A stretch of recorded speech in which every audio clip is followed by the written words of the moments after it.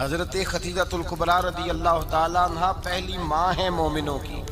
حضرت خدیجۃ الکبریٰ رضی اللہ تعالیٰ عنہ اس دور کے اندر جس دور میں ابھی اسلام نہیں آیا تھا، ابھی پردے کے احکام نہیں آئے تھے، ابھی عورتوں کے بارے میں وہ سارے احکامات نازل نہ ہوئے تھے جس کی پابند ایک مسلمان خاتون ہوتی ہے، اس زمانے میں بھی حضرت خدیجۃ الکبریٰ پردے کی پابند تھی۔ اس دور کے اندر بھی حضرت خدیجۃ الکبریٰ سچ بولا کرتی، اس دور کے اندر بھی جناب خدیجۃ الکبریٰ کے مزاج میں نفاست تھی۔ بہت بڑے تاجر کی بیٹی تھی، بہت بڑے، اور باپ کے انتقال کے بعد حضرت خدیجہ نے خود تجارت سنبھالی، خود۔ یہ کیسی تاجرہ ہے جو کبھی گھر سے باہر نہیں نکلی، یہ کیسی تاجرہ ہے جنہوں نے کبھی جا کے کسی آدمی کے ساتھ گفتگو نہیں کی، یہ کس قسم کی تجارت پیشہ خاتون ہے جو کبھی مارکیٹ اور بازار نہیں گئیں، لیکن مکے میں جن کا مال سب سے زیادہ بکتا تھا وہ حضرت خدیجۃ الکبریٰ ہے۔ وہ کسی شخص کا تعین کرتی، کہتی سرمایہ میں لگاؤں گی، محنت تو کرے گا، اور وہ ڈیل بھی جب ہوتی نا، اس شخص کے ساتھ گفتگو ہوتی تو وہ بھی ڈائریکٹ حضرت خدیجہ نہ کرتی، بلکہ آپ کی ایک خادمہ تھی حضرت نفیسہ، بعد میں وہ مسلمان ہوئی، ان کی ذمہ داری ہوتی، وہ خاتون جا کر اس آدمی سے گفت و شنید کرتی۔ حضرت خدیجہ کا مال لے کے لوگ جاتے مکے میں، جب سب لوگوں کا نقصان ہوا نا، جس سال، جناب نفیسہ کہتی ہیں جس سال سارے مکے والوں کا مال ڈوب گیا، حضرت خدیجہ کو اس سال بھی اللہ تعالیٰ نے 11 گنا نفع عطا فرمایا، اس سال بھی بڑا نفع دیا، حالانکہ تجارت کے ساتھ نہیں، ابتدا اسلام میں۔ اور پھر عجیب بات یہ ہے کہ 2 دفعہ شادی ہوئی، 2 دفعہ بیوہ ہوئی، 2 دفعہ شادی ہوئی، 2 بیٹے تھے حضرت خدیجہ کے۔ نبی پاک صلی اللہ علیہ وسلم سے قبل آپ کے 2 بیٹے تھے، ہند اور حالہ، دونوں مسلمان ہوئے، دونوں حضور کے صحابی ہوئے۔ 2 شہزادے تھے حضرت خدیجہ کے، 2 دفعہ پہلے شادی ہوئی، دونوں خامد انتقال کر گئے، عرب کے بڑے بڑے، اور حضرت خدیجہ بنو قریش میں سے ہیں، 3-4 نسلیں اوپر جا کر ان کا خاندان نبی پاک صلی اللہ علیہ وسلم کے ساتھ مل جاتا ہے۔ حضرت خدیجہ کا 2 دفعہ نکاح ہوا، آپ بیوہ ہو گئیں، دونوں دفعہ خامد وصال کر گئے۔ بڑے بڑے مکے کے سرداروں نے پیغام نکاح دیا، حضرت خدیجہ خاموش رہیں، نکاح نہیں کیا۔ لوگوں نے بڑی وجوہات بیان کی، الگ الگ باتیں لکھی۔ شیخ محقق شاہ عبدالحق محدث دہلوی فرماتے نہیں، اصل بات اور تھی۔ عرب کے اندر سال کے بعد عورتوں کا ایک میلہ لگتا تھا خانہ کعبہ کے پاس، صرف عورتیں اکٹھی ہوتی تھی، میلہ لگا ہوا تھا۔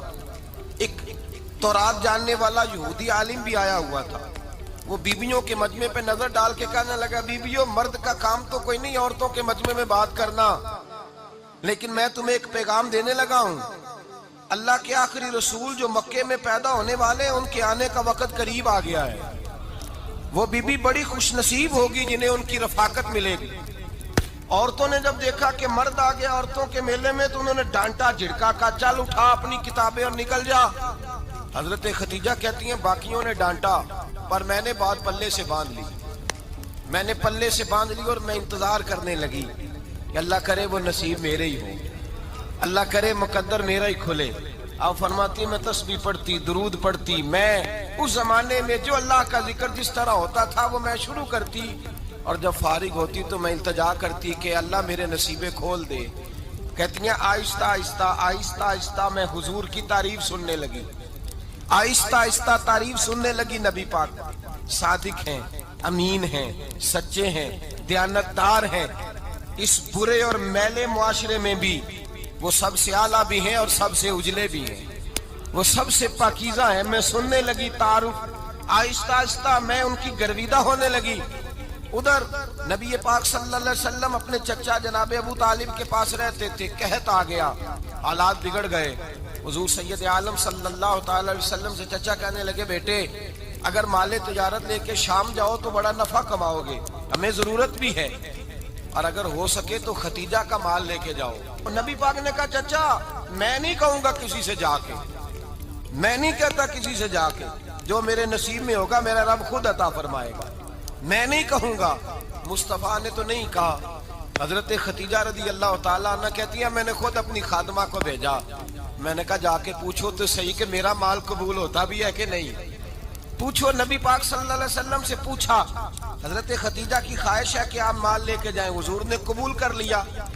جناب خدیجہ الکبریٰ رضی اللہ تعالیٰ عنہ کے غلام تھے، میسرہ ان کا نام تھا۔ جناب خدیجہ نے ان کو ساتھ بھیجا، فرمایا تین باتیں ارشاد فرمائی۔ ایک تو فرمایا سارا رستہ غور سے دیکھنا میرے نبی کے ساتھ کیا معاملات درپیش ہوتے ہیں۔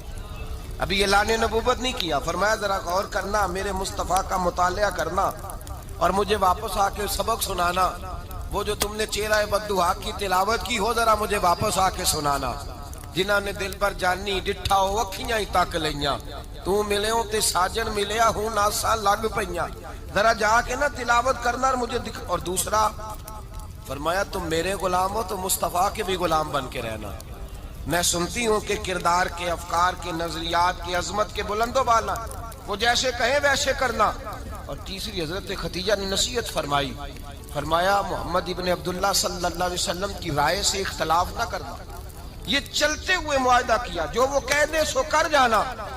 غلام کہتے ہیں میں ساتھ گیا، باتیں میں نے سن لی، لیکن جب سفر شروع ہوا نا، ابھی چند منزلیں طے ہوئی تھی، میں نے کہا خدیجہ آپ نے کیا نصیحت کرنی تھی، ان کے ساتھ جو رہے گا وہ ان کا غلام ہی بن جائے گا، ان کے ساتھ جو رہے گا تو اجے میرا محبوب نہیں ڈٹھا جن ویکھ کے چن شرماوے، جے رکھے ہاتھ پھلاں وچ ہاتھ نال پھلاں رل جاوے، تے ادھی راتی چن چڑھ جاندے جدوں جلوہ فرما